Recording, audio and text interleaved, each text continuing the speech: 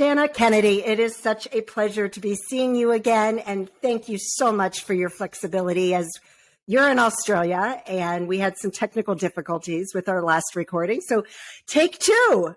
Take two. We do it all again. It's fantastic. Yeah. Well, the good thing is, well, not that it's a good thing, but I interview so many people that honestly, I don't even remember our conversation. So it's all new to me. Perfect. So you are known as one of Australia's foremost strategic life coaches, and you help your clients gain control of their lives in order to achieve their visions and goals. So I'm really, really excited to talk about that. And I want to talk about your best-selling book, Simplify, Structure, Succeed, and the Life Plan, Simple Strategies for a Meaningful Life. Awesome. I love that title because we all need simplicity in our life, right? Yeah.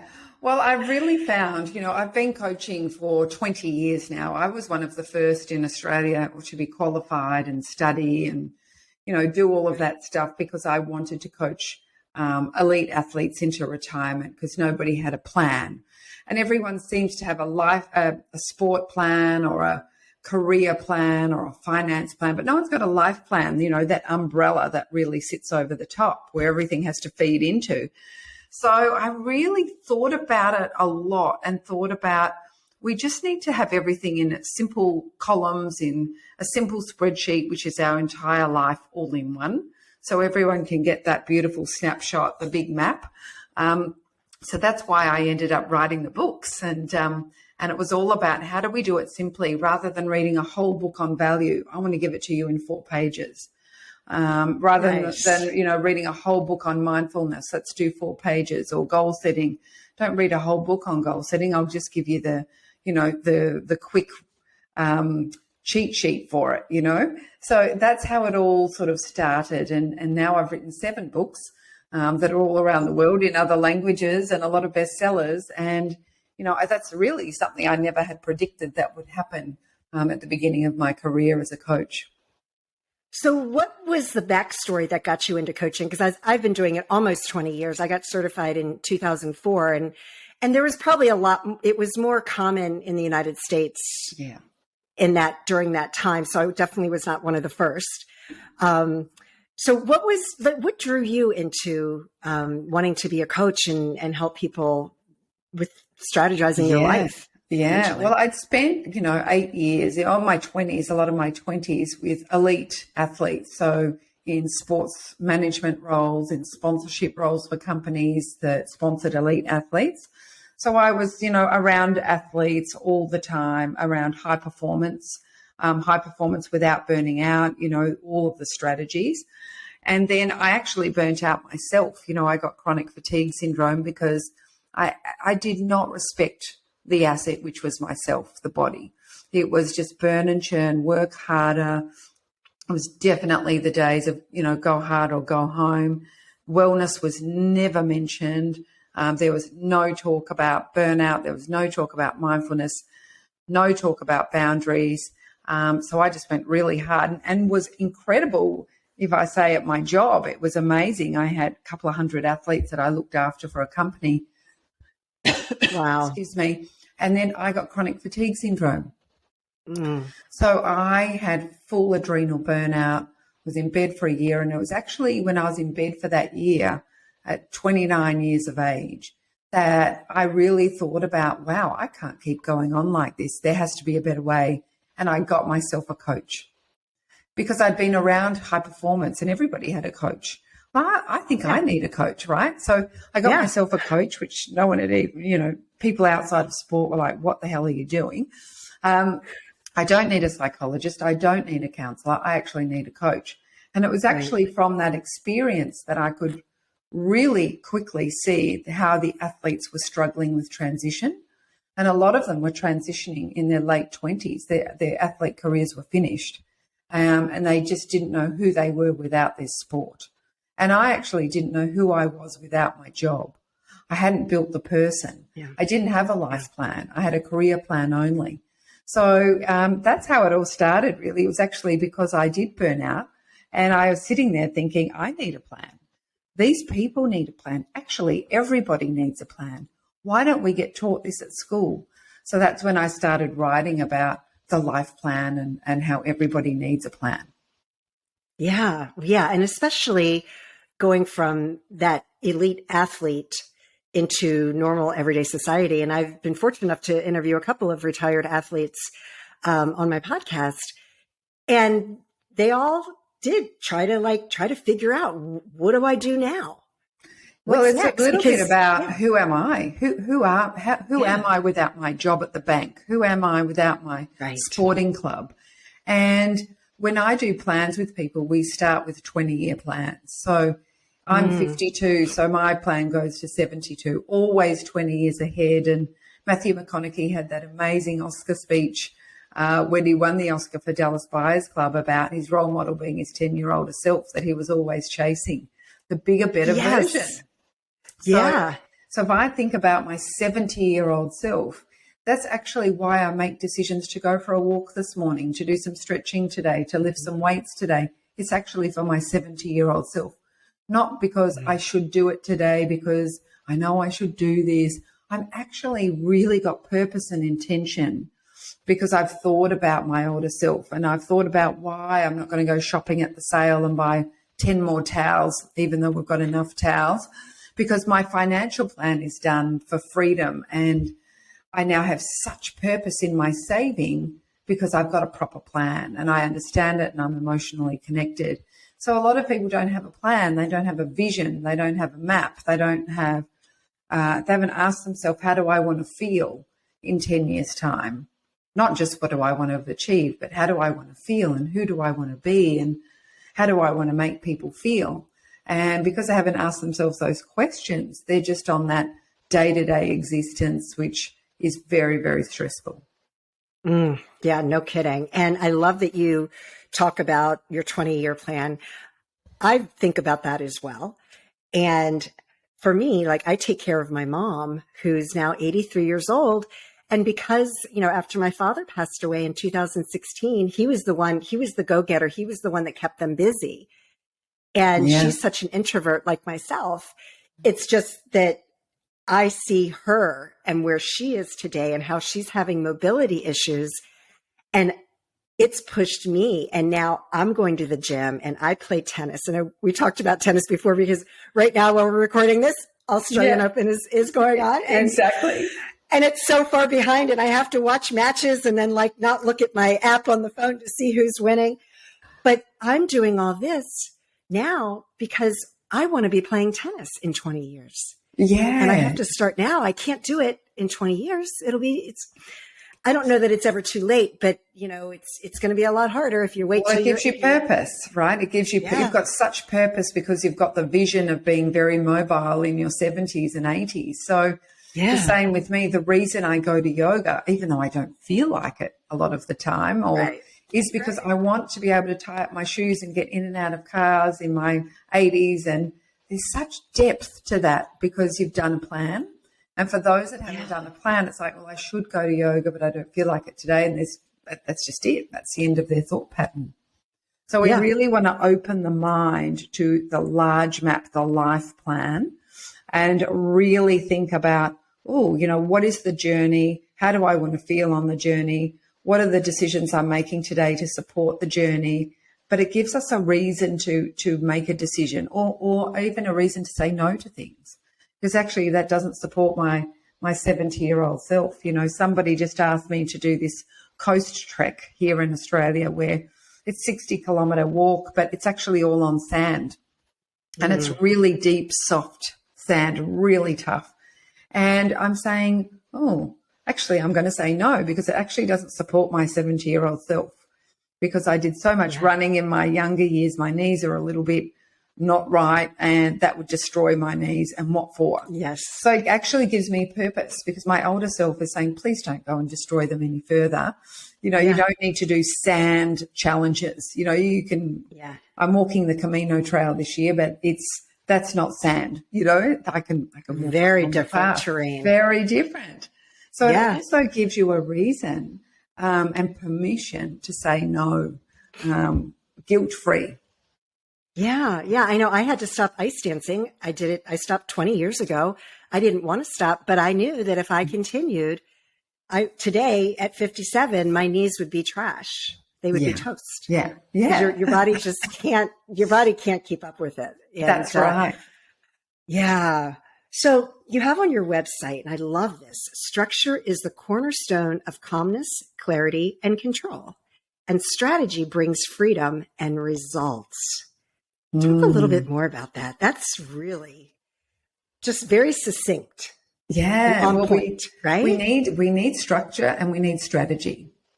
So, if you plant a tomato plant in the ground, it needs stakes to tie it up so it doesn't just flop when the wind comes Right. and the fruit falls off. So we tie it to these structures that help it stay upright, to train it to grow up so it goes more towards the sun.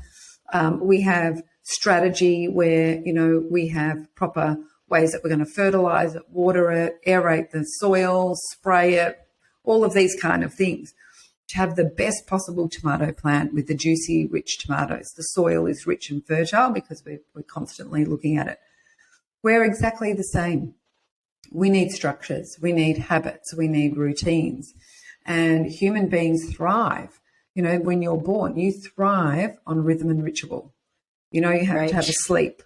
Then you wake up from your sleep and you have some food and a little playtime, and they change the nappy and they put you back to sleep.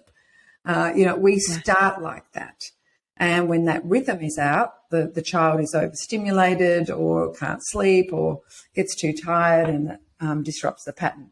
We're actually the same all the way through. That's actually how we're wired. So structure and strategy are really important because it actually supports our brain function, and our brain needs a map. And without that map in the brain of this is what I do at this time of day, this is my habit plan, we actually can never really thrive. And I think when we have great structures and rhythm, we can be spontaneous, we can be creative because all of the basics have been taken care of. If we've got the basics of when we water the garden and when we fertilize it and when we do these things, we can be creative with where we train the plant to go and pick off a fruit when we feel like it. And because there's so much fruit, we can be spontaneous. We can be very creative. We can be very high energy when we've got all of the basics taken care of. And that's why with the life plan, it's simple strategies. The more that we keep our life simplified with great structures, great rhythm, great strategy, great ritual, all of the fun stuff can happen on top of that. Yeah. And I was just thinking back to what you said before, where you said no to walking that long race or walk in the sand. How much of that is saying no? Because I know it took me a very long time to learn how to say no. Me too. Without, because you want to do it all. Right. Well, it's sort of like it's the ego that says, yes, I'll do that challenge because I know I can do it. And that will make me, look good at 52, that I can walk 60 miles in the sand or whatever it might be. But then the kind heart is saying, well, hang on a minute.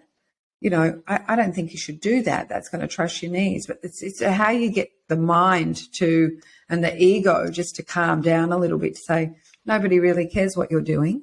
It's actually a fight that you're having with yourself. So learning to say no to that party or that dinner invitation or that promotion that you don't really even want, or is going to turn your life upside down. Sometimes even good things that are coming to us, we have to say no to as well, just to protect the asset for the long-term strategy of how we're trying to feel.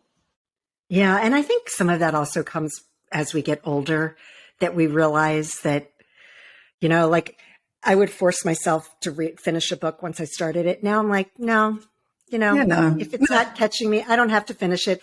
I don't have to finish the movie when I start. And as a matter of fact, my husband and I had tickets to this dance theater last night.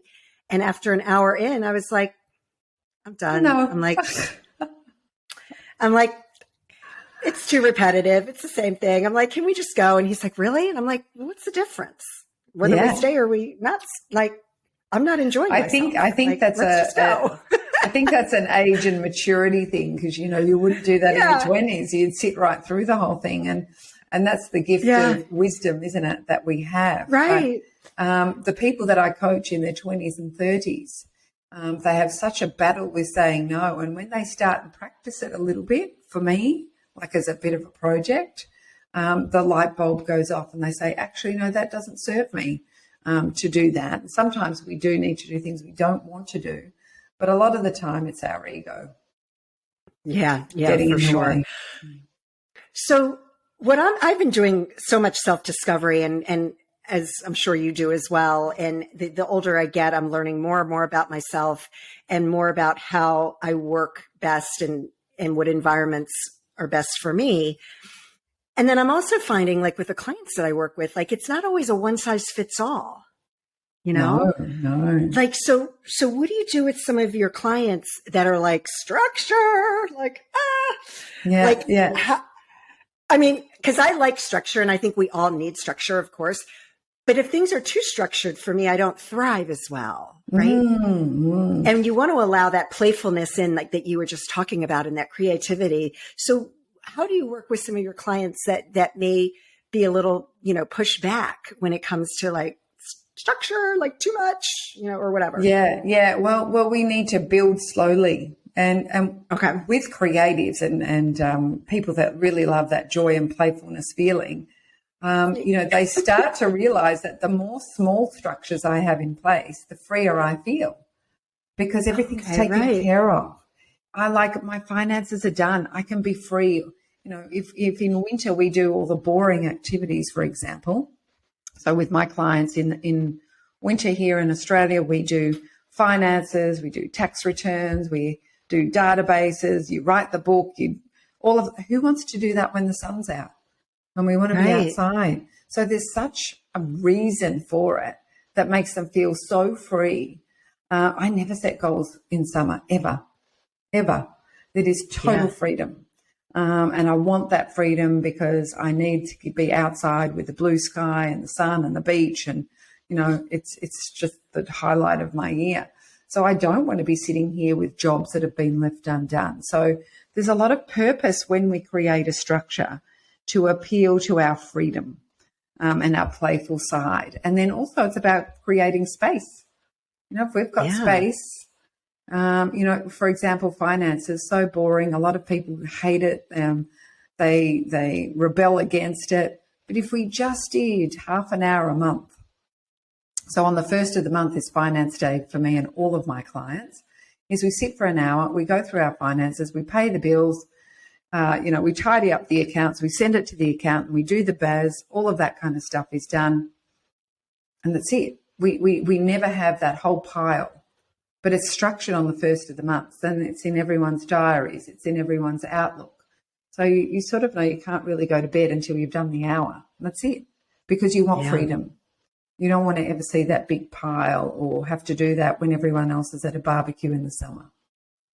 Well, yeah, and that's also part of your strategy, right? Yeah. Which I love. Yeah. Do the boring stuff in the winter and the fun stuff in the summer. Yeah, that makes such sense. I love that. If it's dark outside and it's cold, no one's having a barbecue. No one's having dinner parties. No one's saying, let's go for walks and sunsets after dinner.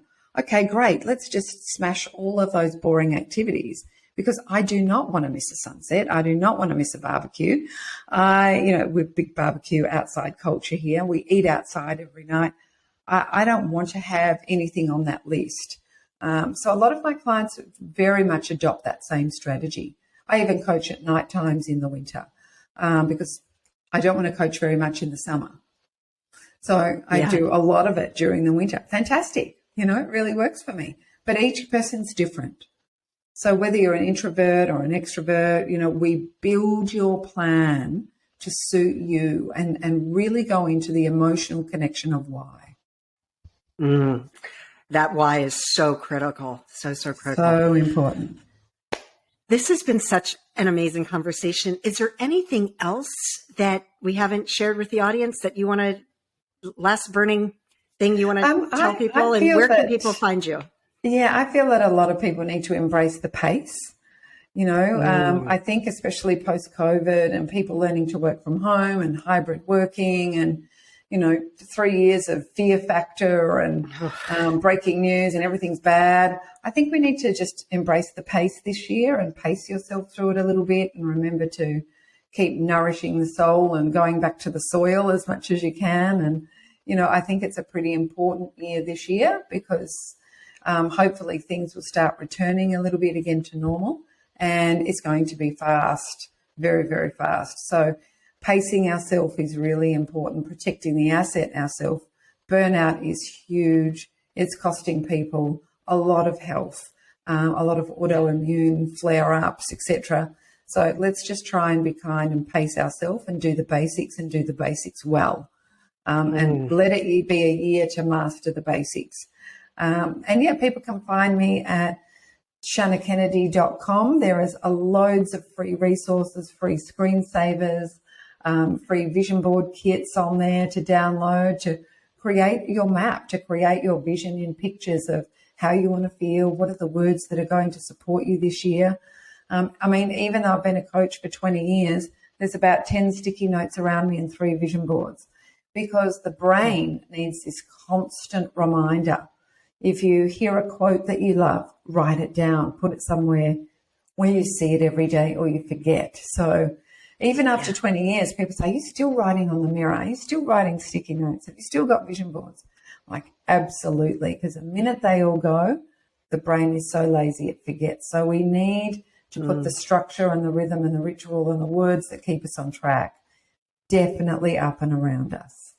Oh, I love that. Yes. And I have a lot of word art in my house. I call it word art, where it's just words, that I have to see, like underneath the TV, just because it's like, it's that reinforcement. Yeah. I love that. Yeah.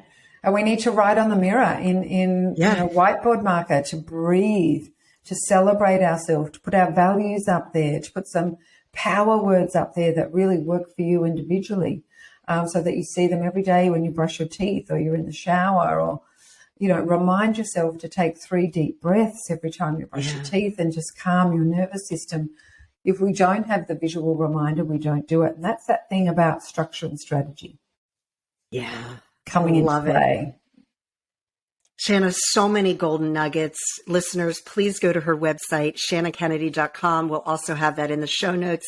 Download her freebies and, check her out for sure. Check out her books, because there's so much wisdom there in the 20 years. And working with elite athletes as you did, and then going through burnout yourself, you certainly have a great story to share and a lot of wisdom that you can offer so many people. So thank you for who you are and everything that you do in this world. We really need so many more people like you. So thank you. My pleasure. We're all students of life, and we keep learning and we keep evolving. And the next 20 years, you can start your 20-year plan, whether you're 20, 30, 40, 50, 60, 70.